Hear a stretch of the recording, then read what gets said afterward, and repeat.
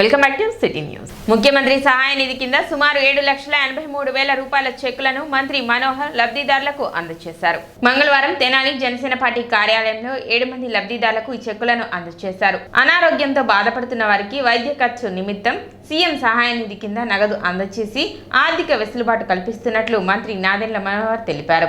ప్రభుత్వ వైద్యశాలలో కూడా మెరుగైన వైద్య సేవలు అందించే విధంగా చర్యలు తీసుకుంటున్నట్లు చెప్పారు. తెనాలిలో మంచి వైద్యశాలను ఏర్పాటు చేసి తెనాలి ప్రాంత ప్రజలకు మెరుగైన వైద్య సేవలు అందించనున్నట్లు తెలిపారు. అవసరమైన వారికి ముఖ్యమంత్రి సహాయ నిధి నుండి ఆర్థిక సహాయం అందించే విధంగా తన వంతు కృషి చేస్తానని మంత్రి నాదెండ్ల మనోహర్ వెల్లడించారు. గౌరవ ముఖ్యమంత్రి చంద్రబాబు నాయుడు గారి సహాయ నిధి నుంచి మన తెనాలి నియోజకవర్గంలో ఎవరికైతే పాపం ఆపరేషన్లు చేయించుకొని ట్రీట్మెంట్ చేయించుకొని ప్రభుత్వం నుంచి ఆర్థిక సహాయం అందించాలో ఈ రోజున 7కి చెక్కులు అందజేయడం జరిగింది. సుమారు 7,83,000 రూపాయలు ఈరోజు వాళ్ళకి సీఎంఆర్ఎఫ్ అంటే ముఖ్యమంత్రి గారి సహాయ నిధి నుంచి వాళ్ళకి చెక్స్ అందించి కొంతవరకు పాపం వాళ్ళకి వెసులుబాటు. అట్ ద సేమ్ టైం వాళ్ళందరికీ కూడా నేను కోరింది ఏంటంటే భవిష్యత్తులో ఎటువంటి చికిత్స అవసరం ఉన్నా లేదా ప్రభుత్వ ఆసుపత్రిలో మనం చేయగలిగే మెరుగైన వైద్యం కోసం తప్పకుండా అధికార యంత్రాంగం ఎప్పుడు కూడా సిద్ధంగా ఉంటుంది. అక్కడెక్కడ పొరపాటు లేకుండా ప్రభుత్వ ఆసుపత్రుల్లో కూడా మనం చాలా మార్పులు తీసుకురాబోతున్నాం. రాబోయే రోజుల్లో చాలామంది దాతలు ముందుకు వచ్చారు పెట్టుబడులు చేయడానికి. తప్పకుండా ఒక మంచి వైద్యశాల మనకి ఇక్కడ ఏర్పాటు చేసుకుని భవిష్యత్తులో వేరే ప్రాంతానికి వెళ్లకుండా ఇక్కడే మన ఇటువంటి సదుపాయాలను కూడా కల్పించే విధంగా చేస్తాను. అట్ ద సేమ్ టైం ఒక బాధ్యతతోటి తెనాలి శాసనసభ్యుడిగా ప్రజలకి ఎవరికి ఎటువంటి ఇబ్బంది ఉన్నా కూడా మీరు ముఖ్యమంత్రి గారి సహాయ నిధి నుంచి నిధులు వచ్చే విధంగా వాళ్ళకి ఆర్థిక సాయం అందించే విధంగా తప్పకుండా నా వంతు నేను కృషి చేస్తాను. ఈ సందర్భంగా మీ అందరికీ తెలుపుకోండి. పట్టణ ఆధునీకరణ సుందరీకరణకు ప్రణాళికాబద్ధంగా ముందుకు వెళుతున్నట్లు మంత్రి నాదెండ్ల మనోహర్ తెలిపారు. మంగళవారం పట్టణ బోస్ రోడ్లో జరుగుతున్న రోడ్డు విస్తరణ పనులను మంత్రి నాదెండ్ల మనోహర్ పరిశీలించారు. స్వరాజ్ సెంటర్ వద్ద నుండి పెమ్మసాని థియేటర్ వరకు నడుచుకుంటూ పనులను పరిశీలించారు. పనులలో నాణ్యత ప్రమాణాలు పాటించాలని అధికారులకు కాంట్రాక్టర్లకు సూచించారు. రోడ్డుపై వర్షపు నీరు నిల్వకుండా డ్రైన్లకు తూములు ఏర్పాటు చేయాలని ఆదేశించారు. నిబంధనలకు అనుగుణంగా రోడ్డు విస్తరణ పనులు జరగకపోవడంపై మంత్రి నాదెండ్ల మనోహర్ మున్సిపల్ అధికారులపై మండిపడ్డారు. ఇష్టానుసారంగా పనులు చేస్తే సహించేది లేదని ఆగ్రహం వ్యక్తం చేశారు. అదేవిధంగా రోడ్లపై చెత్తా చెదారాలు ఉండటాన్ని గమనించిన మంత్రి మనోహర్ ఇంతవరకు ఎందుకు తొలగించలేదంటూ మున్సిపల్ శానిటేషన్ అధికారులను నిలదీశారు. పట్టణ బోస్ రోడ్లో వర్షపు నీరు నిల్వ ఉండకుండా శాశ్వత పరిష్కారంలో భాగంగా రోడ్డు విస్తరణ జరుపుతున్నామని, ఇందులో భాగంగా డ్రైవ్ టు డ్రైవ్ రోడ్డును నిర్మించి వర్షపు నీరు డ్రైన్లోకి వెళ్లే విధంగా తూములను ఏర్పాటు చేస్తున్నట్లు మంత్రి నాదెండ్ల మనోహర్ తెలిపారు. పట్టణంలో జరుగుతున్న అభివృద్ధి కార్యక్రమాలకు ప్రజలు కూడా తమ వంతు సహకారం అందించాలని ఆయన విజ్ఞప్తి చేశారు.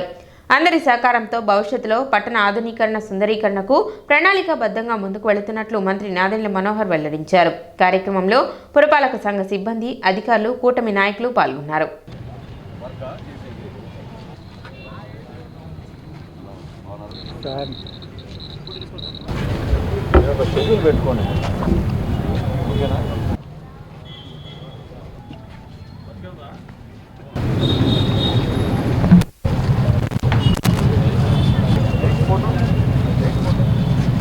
వచ్చి ఇక్కడ రెడీగా ఉండమనండి. ఏమండి బాగున్నారా? సారీ కొంచెం లేట్.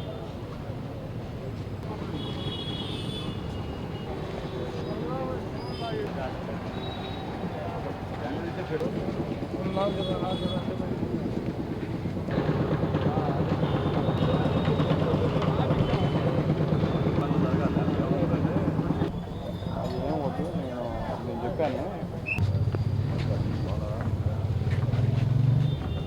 ఇష్టం మీరు నడుపుకుందాం అనుకుంటే చెత్త ఫోటోలు పెట్టుకోవడానికి రోడ్డు మీదకి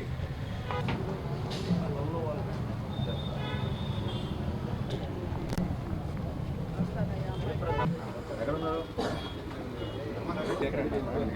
ఏం లేదమ్మా.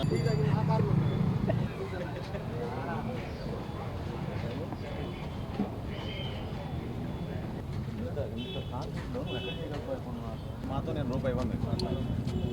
వీళ్ళమైన నమ్మకం లేదు. పక్కగా దాంట్లో స్లోప్లో పెట్టించాలి, స్నాక్ పెట్టించండి.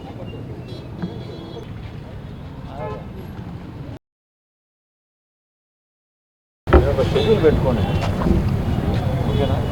మీరు ఇట్లా ఏదో నేను తిరిగినప్పుడు మీరు రావడం అట్లా ఉండకూడదు.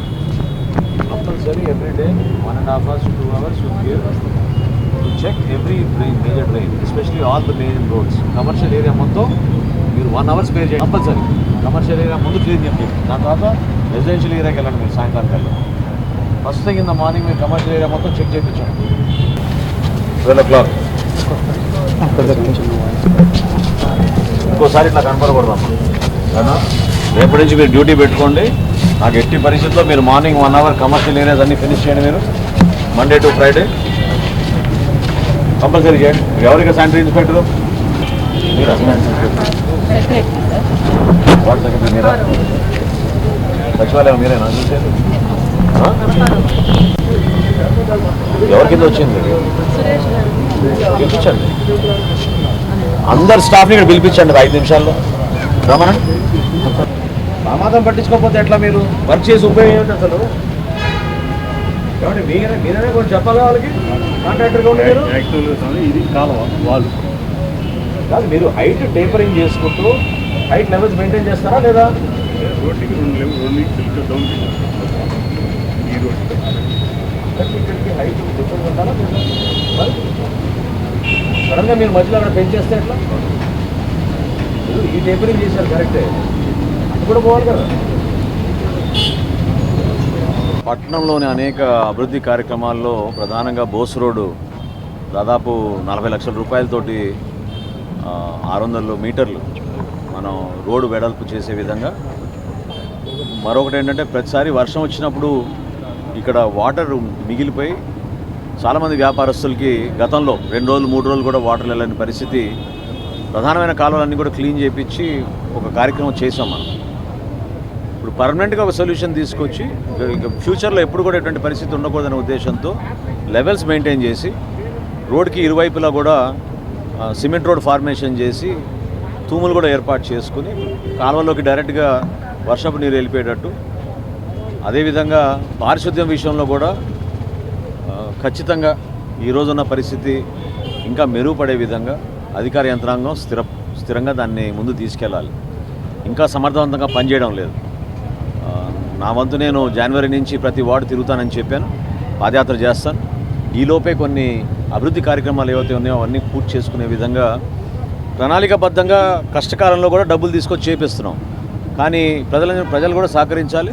ఎక్కువగా బోస్ రోడ్లో షాపులు ఉంటారు కాబట్టి పాపం వాళ్ళకి వ్యాపారం నష్టపోకుండా ఈ పనులన్నీ తొందరగా పూర్తి చేసి ఇమీడియట్గా మనకి రాబోయే రోజుల్లో వ్యాపారస్తులు కూడా గర్వపడే విధంగా ఈ బోస్ రోడ్ని ఇంకా ఆధునీకరణ, సుందరీకరణ ఇవన్నీ కూడా చేసే విధంగా అడుగులు వేసుకుంటూ ముందుకెళ్తున్నాం. The state government pensioners association Tenali శాఖ ఆధ్వర్యంలో పెన్షనర్స్ డే నిర్వహించారు.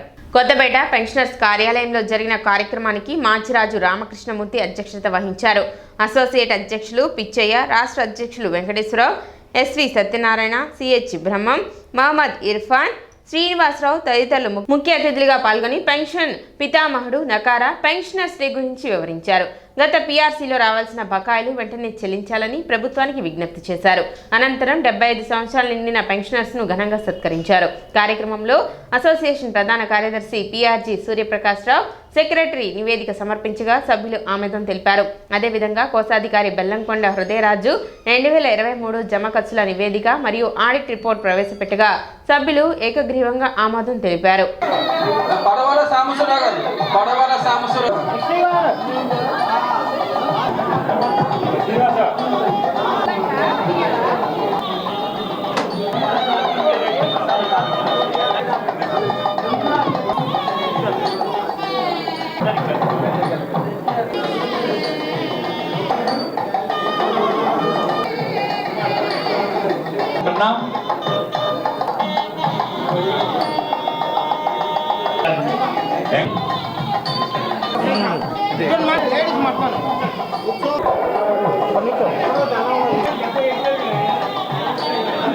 మేము పెన్షన్ అనేది ఒక హక్కుగా పొందినటువంటి రోజు 1982లో సుప్రీంకోర్టులో నకరా గారు వేసిన తీర్పు మీద ఆనాటి సీనియర్ చంద్రచూడ్ గారు ఇచ్చినటువంటి తీర్పు పెన్షన్ హక్కు. పెన్షన్ ఎవరు దయాదాక్షిణ్యంగా చూడటానికి వీల్లేదు, అది భిక్ష కాదు. పెన్షనర్స్ ఉన్నంత వరకు కూడా దాన్ని తప్పనిసరిగా తీసుకునేటువంటి హక్కు ఏర్పడుతుంది అని చేయటం జరిగింది. అందువల్ల ఈనాడు కన్యాకుమారి నుంచి హిమాలయాల వరకు కూడా జాతీయ పెన్షనర్స్ దినోత్సవంగా మేము చేసుకుంటూ ఎంతో ఆనందపడుతున్నాం. ఈ పెన్షనర్స్ దినోత్సవ సందర్భంగా దాదాపుగా 75 మందికి మేము సన్మానాలు కూడా చేయటం జరిగింది. అంటే టీచర్ అతను ప్రిన్సిపల్స్ కట్టబడి ఒక పిల్లలను తయారు చేయాలనే ఉద్దేశం కానీ తన ఫ్యామిలీని కానీ తను ఎట్లా సంపాదించాలనే ఉద్దేశం లేకుండా ఆ టీచర్స్ ఆ రోజు కష్టపడి చదువు చెప్పట్టి ఇక్కడ మనందరం కూడా చదువుకొని వాళ్ళ దగ్గరే ఇవాళ అందరం కలిసి ఇలా ఉద్యోగాలు చేసి రిటైర్ పెన్షన్ ఉన్నామంటే అది గురువుల బాధ్యతే, గురువుల సహకారమే. కాబట్టి గురువుని ఎప్పుడు మర్చిపోకుండా ఎందుకు చెప్తానండి, ఈ సందర్భంగా ఇక్కడ జాతీయ అవార్డు గ్రహీత మన మాస్టర్ గారు ఉన్నాడు కాబట్టి ఆయన ఎంత కష్టపడి ఏ లెవెల్లో అయితే జాతీయ లెవెల్లో సెలెక్ట్ అయ్యాడంటే దాని ఎంత కష్టం. 3,65,000 మంది ఉన్న పెన్షనర్లో 2.5 లక్షల మంది ఉన్న పెన్షనర్ అసోసియేషన్ గవర్నమెంట్కి సీఎం గారు రిప్రజెంటేషన్ పెట్టిందండి అని ఆ లెటర్ చూపించడం, దాన్ని బట్టి ఆయన ఇంటిని మార్పు ఇవ్వడం జరిగిందని మాకు ఆ మిత్రులు చెప్పారు. చూద్దాం ఇది కూడా మన లెటర్ ఎంతవరకు ఉపయోగపడిద్దో. అలాగనే ఈ ఫైనల్ ఆర్డర్ ఎట్లా అవుతుందో చూద్దాం. దానికోసం ఆర్డర్ వచ్చినా మీరేం కంగారు పడద్దు. అసోసియేషన్ తరఫున అవసరమైతే జేఏసీతో కలిసి కూడా దీన్ని ఫైట్ చేసి తెచ్చుకోవడానికి తేగలమని చెప్తూ, ముఖ్యంగా ఈ కమిటేషన్ గురించి ఈ 2-3 నెలల్లో జనవరి లోపల ఫైనలైజ్ అయిపోతూ ఉంటుంది. దీన్ని ఎవరు కంగారు పడద్దు. మనకు ఆల్రెడీ ప్రముఖ సంఘ సేవకులు, కళాకారులు, స్వర్ణ శిల్పి కాకుమాని సుబ్బారావు 32వ వర్ధంతి కార్యక్రమాన్ని స్థానిక శ్రీ మహాత్మా సేవాశాంతి ఆశ్రమంలో ఘనంగా నిర్వహించారు. ఆశ్రమ వ్యవస్థాపకుడు, గాంధీ పాద సేవకుడు వజ్రాల రామలింగాచారి మాట్లాడుతూ, నా తాతగారైన కాకుమాను సుబ్బారావు పెంపకం వల్లనే ఈ సేవా కార్యక్రమాలు చేయుటకు వీలు కలిగిందన్నారు. ప్రతి సంవత్సరం తాతగారిని స్మరించుకోవడం ఎంతో ఆనందాన్ని కలిగిస్తుందన్నారు. కాకుమాను సుబ్బారావు చిత్రపటం వద్ద పుష్పమాలలతో నివాళులు అర్పించి కొబ్బరికాయలు, పండ్లు నివేదన చేశారు.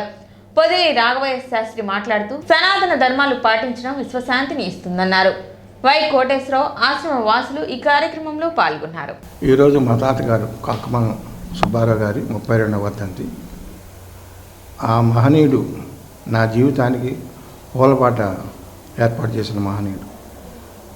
మరి పేదరికంలో ఉన్నటువంటి నన్ను దగ్గర తీసి పెంచి పెద్ద చేసి చదువు చెప్పించి వివాహం చేశాండి. ఒక రకంగా చెప్పండి మహాధర్మదాత అనుకోవాలి. ఆర్థికంగా ఒకప్పుడు బాగా బతికినప్పటికీ మేము కొన్ని పరిస్థితులను ఇబ్బంది పడినప్పుడు మా తాతగారు నన్ను పెంచడం జరిగింది. ఆయన ఆశయాలు చాలా గొప్పవి. మరి ప్రముఖ గాంధీవాది వాళ్ళ అన్నగారు కాకుమాను దుర్గాప్రసాద్ గారు తిరుచినాపల్లి జైల్లో దుర్గాప్రసాద్ గారు జైలు శిక్ష అనిపిస్తున్నప్పుడు మా తాతగారు కాకుమాను సుబ్బారావు గారు, వాళ్ళ అమ్మ, వాళ్ళ నాన్న, కుటుంబ సభ్యులందరూ వెళ్ళి తిరుచినాపల్లి వెళ్ళి ఆయన బతిలాడి దుర్గాప్రసాద్ నాయన నూరా ఇంటికి రమ్మని సూపరింటెండెంట్ దగ్గర సారీ చెబుతూ పంపుతా ఉన్నారంట. సరే అక్కడ దాకా వీళ్ళు ఏడిస్తే సరే అక్కడ దాకా వచ్చి జైలు సూపరింటెండెంట్ దగ్గరికి వచ్చి గాంధీకి జై అన్నాడంట. అనగా ఆయన లాఠీ దెబ్బ కొట్టి మళ్ళీ లోపల పడేశాడు. అంత కఠోర దీక్షగా దేశభక్తిగా స్వాతంత్రం కోసం మరి త్యాగం చేసిన కుటుంబం వారిది. సిటీ న్యూస్ ముంచే ముందు ముఖ్యాంశాలు మరోసారి.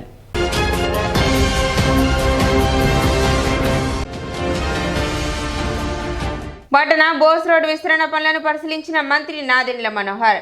పట్టణ ఆధునీకరణకు, సుందరీకరణకు ప్రణాళికాబద్ధంగా ముందుకు వెళుతున్నట్లు వెల్లడి.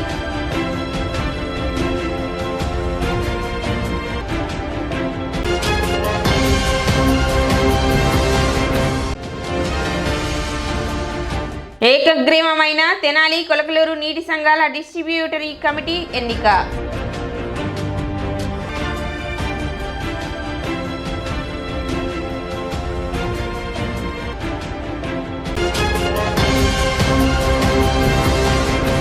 సిటీ న్యూస్ ఇంతటితో సమాప్తం. నమస్కారం.